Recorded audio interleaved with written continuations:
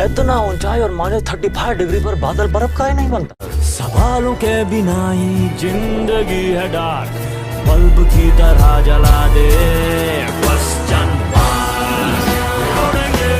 अरे कलम मत उठाओ, थोड़ा मुस्कुराओ और मन में ही फॉर्मूला बनाओ। अरे बच के जाने न पाए क्वेश्चन मार्क।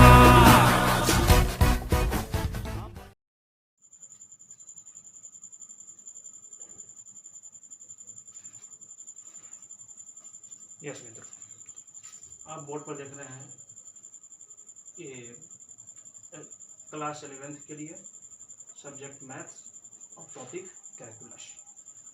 कैलकुलस में चैप्टर फर्स्ट लिमिट्स पढ़ते हैं। इसको लिमिट्स में हम सबसे पहले समझते हैं कॉन्सेप्ट ऑफ लिमिट। लिमिट का कॉन्सेप्ट क्या है, इसके बारे में हम लोग देखना प्रारंभ करते हैं। इस कॉन्सेप्ट को समझने के लिए एक छोटा सा उदाहरण लेना पड़ेगा और इसका एग्जाम्पल यहाँ पे है। जैसे कि एग्जाम्पल मैंने दिया यहाँ पे लिखा हुआ है f/x। देखिए यहाँ पे f/x इक्वल टू यहाँ पे दिया हुआ है x² - 1 और x - 1। f/x क्या है भाई, आप तो सीखा नहीं, जाना नहीं क्या है f/x। f/x एक मशीन है, समझिए। जैसे आप लोग गेहूँ पिसवाने जाते होंगे तो गेहूँ पिसाने से पहले आप मशीन देखते होंगे कि उसमें गेहूँ डालता है और उसका आटा निकलता है। बस एक मशीन समझिए इसको। f/x क्या है, एक मशीन है। इस मशीन में जो भी डालेंगे इसका रिजल्ट यहाँ पे देने वाला है।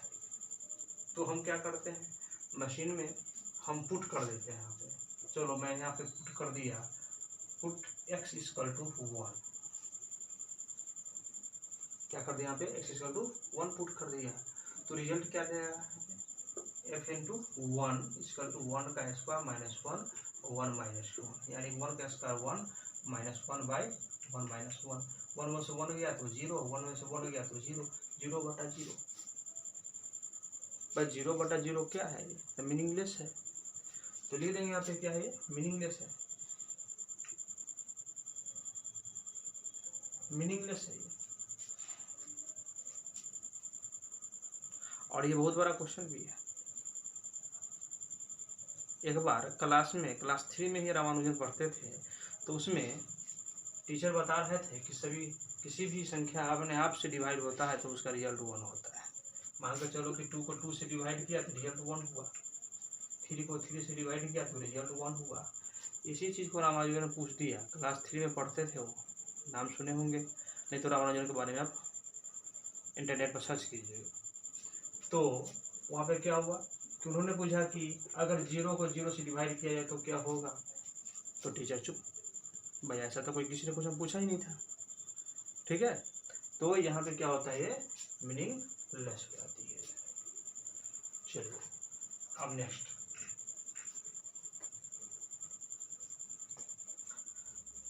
अब कहता है कि अगर ऐसा हो रहा है तो x की जगह हम अगर 1.1 डालते हैं, माने कि 1 के नज़दीक वाले वैल्यू डालते हैं, या 1.01 डालते हैं, या 1.001 डालते हैं, या 1.0001 डालते हैं, देन बहुत नज़दीक वैल्यू लेते चले जाते हैं और 1.000001 डालते हैं और लेते चले जाते हैं, तो इसका परिणाम चेक करके देखते हैं क्या कि हो क्या रहा है इससे।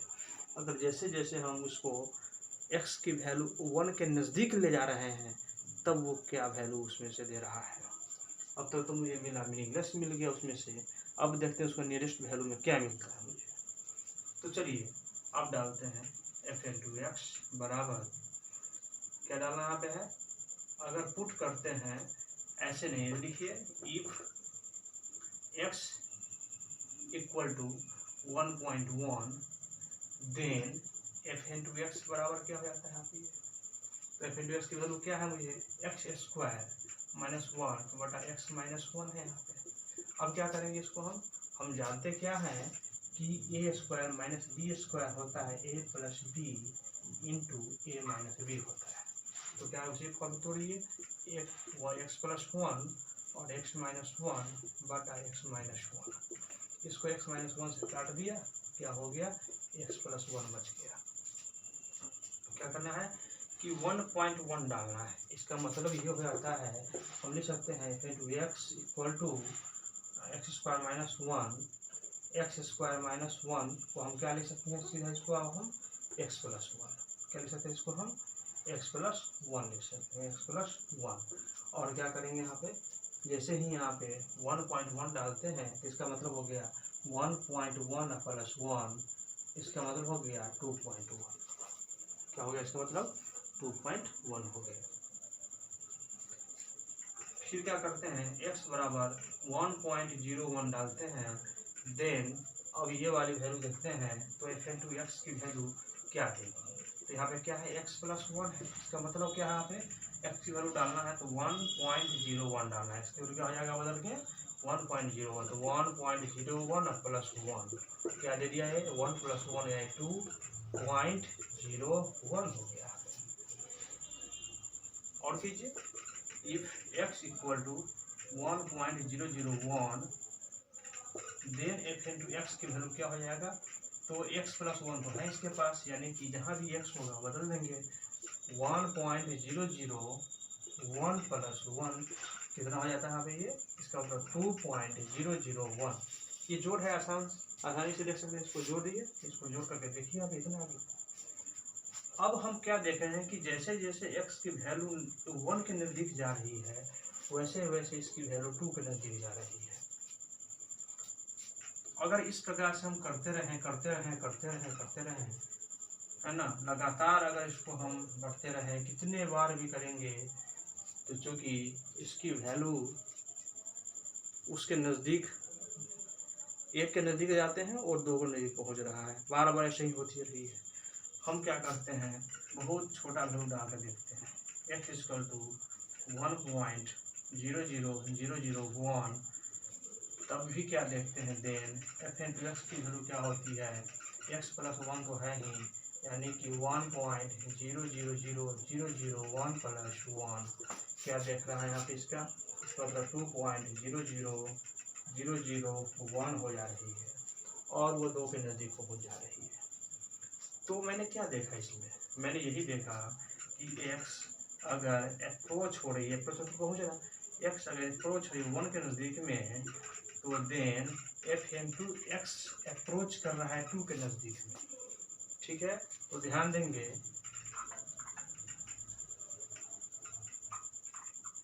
इसको बोलते हैं अप्रोच का साइन, इसको ध्यान देंगे, इसको बोलते हैं एरो, मतलब अप्रोच का साइन बोलते हैं इसको। x अप्रोच हो रहा है 1 के नज़दीक, then f into x approach हो रहा है 2 के नज़दीक। ठीक है, इसको नोट कीजिए।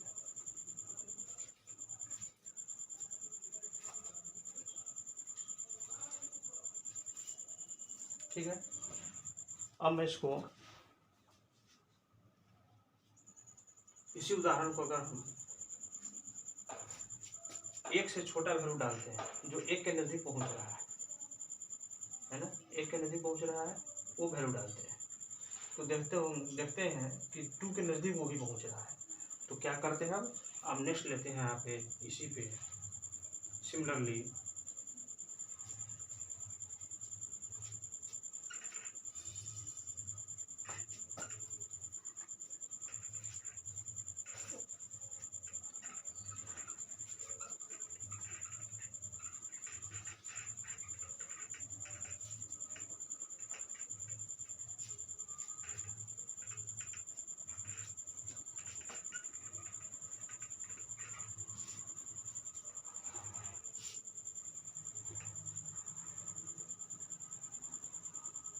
ये मेरे पास अब तक है। अब हम क्या कर रहे हैं, पुट x इक्वल टू 0.9 डाल रहे हैं, फिर 0.99 डाल दे रहे हैं, मतलब कि हम 1 के नज़दीक पहुँच रहे हैं, 0.999 डाल रहे हैं, सो ऑन 0.99999, जितना इच्छा करे उतना इसको 9 डालते जाइए, है ना, नो प्रॉब्लम। यानी कि और वह 1 के नज़दीक पहुंच रहा है और ये बढ़ते जा रहा है। तो क्या करते हैं, यहाँ पे इसको लिखते हैं सिमिलरली है, ये क्या यहाँ पे है, सिमिलर हो गया। यहाँ पे जैसे हम पहले कर रहे थे उसी से ऐसे ही करेंगे इसको भी आप सिमिलरली। क्या करते हैं यहाँ पे, if x equal to 0.9 then तब fn/x की वैल्यू क्या हो जा रही है 0.9 प्लस 1 हो जा रही है। इसका मतलब क्या हो जा रहा है यहाँ पे, ये इसका मतलब होता है 1.9। देखिए 1.9 2 से छोटा है, 2 के नज़दीक है। फिर इसी प्रकार से कहते हैं if x equal to 0.99 then fn/x की वैल्यू क्या होती है, तो 0.99 प्लस 1 यानी कि 1.99 और ये 2 के नज़दीक पहुँच रहा है। इसी प्रकार से देखते हैं कि x इक्वल टू 0.999 डालेंगे तब क्या होता है जी, तो fn/x की वैल्यू और वो 2 के नज़दीक पहुँच रहा है यानी कि 0.999 प्लस 1 और यह पहुँच रहा है 1.999, ये और 2 के नज़दीक पहुँच रहा है। तो इस प्रकार से हम जितने भी आगे बढ़ेंगे हम पाएंगे बार बार कि वह 1 की वैल्यू के नज़दीक पहुँच रहा है, तो यह इधर 2 की वैल्यू के नज़दीक पहुँच रहा है। x 1 की वैल्यू के नज़दीक जा रहा है, fn/x 2 के वैल्यू के नज़दीक जा रहा है। हम और भी जितना इच्छा करें उतना बड़ा वैल्यू डाल दीजिए यहाँ पे, x की वैल्यू 0.19999 जो भी इच्छा किया डाल दी यहाँ पे, है ना। देन fn/x की वैल्यू क्या है यहाँ पे, तो x प्लस यहाँ पे x प्लस क्या यहाँ पे है 1 है, तो x की वैल्यू क्या डालेंगे यहाँ पे 0.999 प्लस 1 डाल देंगे यहाँ पे यानी कि 1.999999 इतना वैल्यू इसको मिल जा रहा है यहाँ पे। अब हम क्या देख रहे हैं, यहाँ भी वही चीज पा रहे हैं जो पीछे मैंने पाया था। क्या पाया था, x जो है टेंस टू 1 हो रही है, x अप्रोच हो रही है 1 की तरफ, देन fn/x की वैल्यू भी अप्रोच हो रही है, किसकी तरफ जा रही है 2 की तरफ। ठीक है,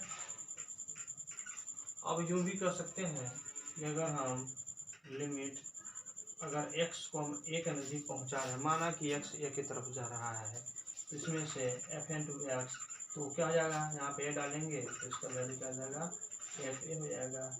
तो हम कह सकते हैं कि जो x की value x tending to a हो रहा है तो इसका रिजल्ट क्या दे रहा है, यहाँ पे f हो रहा है। जैसे fn/x की वैल्यू यहाँ पे क्या यहाँ पे है x प्लस 1 है, तो ये 2 की तरफ जा रहा है। तो मैंने क्या पाया इसको, इसके रिजल्ट से मैंने यही पाया। ठीक है, अब इसके लिए हम कुछ रूल्स लिखते हैं और रूल पर डिस्कशन करेंगे। Rule first, rule second, rule third, rule fourth और 3-4 रूल को देखते हुए हम समझ पाएंगे किस तरह से इसको हम सॉल्व करेंगे। ठीक है, नोट कीजिए इसको।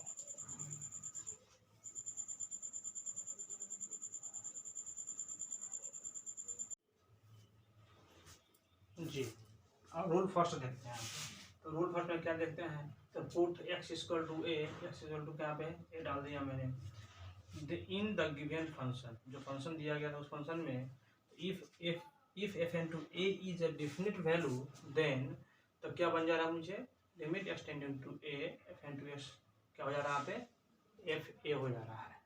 ठीक है, तो जो डेफिनेट वैल्यू है ये हर बार ये रूल फर्स्ट पर हम लोग चले आएंगे, रूल सेकंड थर्ड भी पढ़ेंगे तो रूल फर्स्ट पर आकर चले आएंगे और सीधा वैल्यू पुट करते हैं हम लोग, इसका हम लोग आंसर पर आते हैं। ठीक है, इसका एक एग्जांपल देखते हैं। इसका एग्जांपल क्या यहाँ पे है, एक क्वेश्चन नंबर फर्स्ट देखते हैं।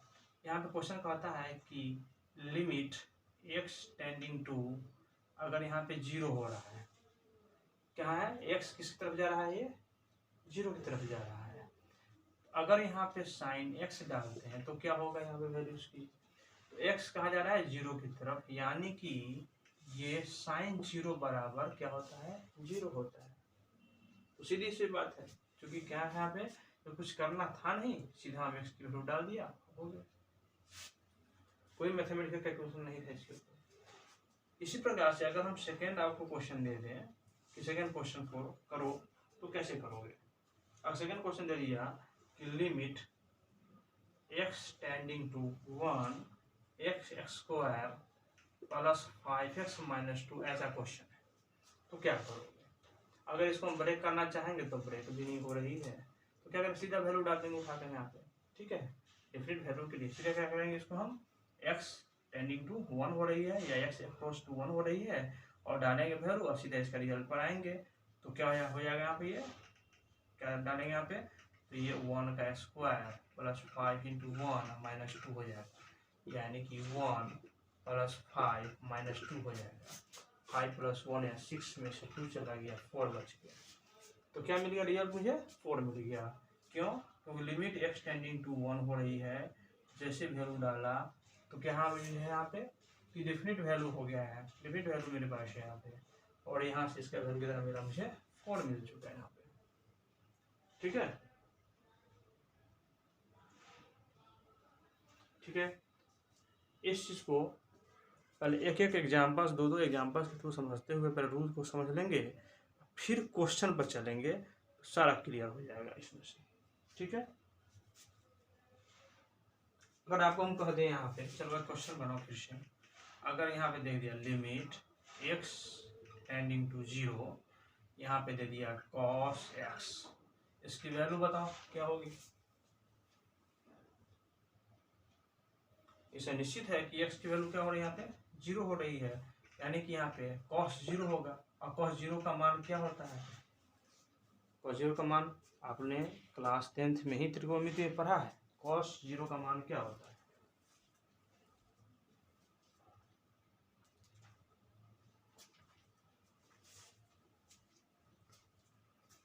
ठीक है, याद होगा, आई